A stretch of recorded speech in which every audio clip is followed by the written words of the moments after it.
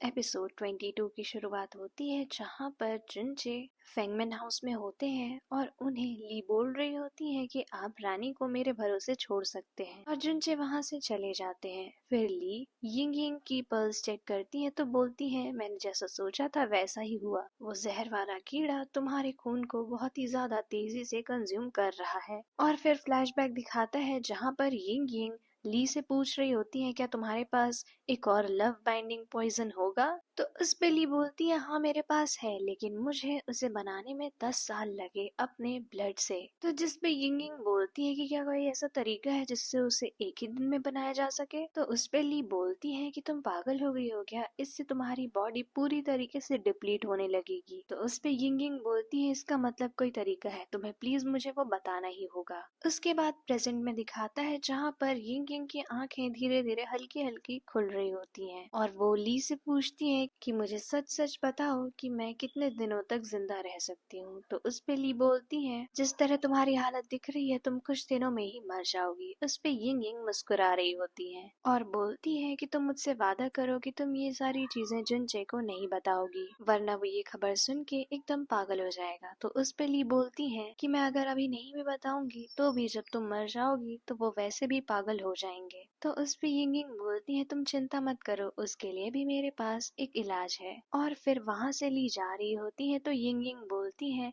कि मेरे भाई बहुत ही ज्यादा स्ट्रेट फॉरवर्ड है पर वो बहुत ही अच्छे इंसान है। जिस पे ली उन्हें थैंक यू बोलती है और बाहर जाकर जुनचे को बोलती है कि वो ठीक है, बस उन्हें थोड़ी सी आराम की जरूरत है। और उसके बाद जुनचे यिंग यिंग के पास आते हैं तो यिंग यिंग बोलती है कि महाराज क्या हुआ, आप परेशान क्यों हैं। तो उस पे जुनचे बोलते हैं कि मुझे महाराज मत बोलो, मुझे 5 बोलो। तो उस पे वो बोलती है ठीक है 5। तो उस पे जुनचे बोलते हैं कि जब ली ने मुझे यहाँ से जाने के लिए बोला तो मुझे लगा था कि कंडीशन बहुत ही ज्यादा खराब है, पर अब उसने बोला है कि तुम्हारी कंडीशन ठीक है, बस तुम्हें आराम की जरूरत है। उसके बाद यिंग यिंग बोलती है कि अगर ऐसा नहीं हुआ होता, कोई बुरी खबर होती तो उस पे जुनचे बोलते हैं तो दुनिया में कोई तो दवा होती, मैं कहीं से भी तुम्हारे लिए दवा ढूंढ के ले आता।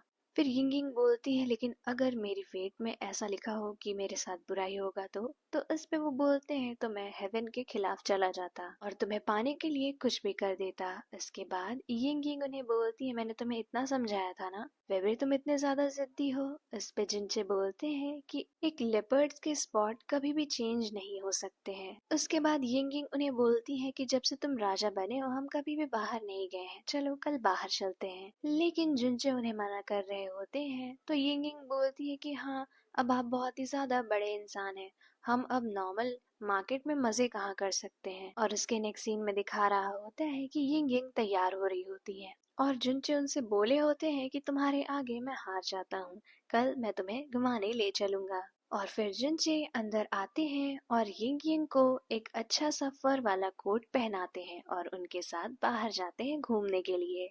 फिर जुनचे उन्हें हेयर पिन दिलाते हैं और फिर उन्हें लेकर टेम्पल भी जाते हैं और वहां पर यिंग यिंग एक लॉन्ग स्ट्रिप पे अपनी विश भी लिख के वहां पर बांधती हैं। तो उसके बाद जुनचे जैसे उनके पास आ रहे होते हैं वो सारी स्ट्रिप्स को मिला देती हैं। फिर उसके बाद वो बुद्धा के सामने अपनी प्रेयर कर रही होती हैं तो जुनचे उन्हें बोलते हैं मैंने तुम्हें पहले भी कहा था ना, उनसे मांगने से अच्छा है मुझसे मांगो। जिस पे यिंग यिंग बोलती है कि 5 मैंने तुम्हें कहा था ना ये सारी चीजें नहीं बोलने के लिए। उसके बाद जिनसे बोलते हैं ठीक है मैं बाहर तुम्हारा इंतजार कर रहा हूँ। और फिर वो वहीं पेड़ के पास जाते हैं और उनकी विश को खोज रहे होते हैं, लेकिन तब तक किसी इंसान की आवाज आती है कि आपको क्या हो गया। और फिर वो भाग कर अंदर जाते हैं तो देखते हैं कि यिंग यिंग नीचे गिरी हुई है। फिर वो उन्हें उठाकर अपने ऊपर लेते हैं और बोलते हैं कि वापस चलो महल में, मैं ली को ढूंढूंगा और भी ज्यादा डॉक्टर्स ले आऊंगा। लेकिन वहां पर यिंग यिंग बोलती हैं मैं बहुत ही ज्यादा थक गई हूँ और मैं तुम्हें एक सीक्रेट बताती हूँ, मैंने यही जिंदगी एक और बार भी एक्सपीरियंस की है, ये मेरा दूसरी बार है। और फिर वो उन्हें सारी चीजें बताती हैं कि किस तरह वो डिंग को इतना ज्यादा हेट करती थी और फिर अपनी पूरी फैमिली को खो चुकी थी और जब वो जुनचे से मिली थी तो वो एक टायरेंट हुआ करते थे। उसके बाद वो दोनों ही रो रहे होते हैं और फिर अचानक से यिंग यिंग के मुंह से फिर से खून आता है और यहीं पर एपिसोड 22 एंड हो जाता है।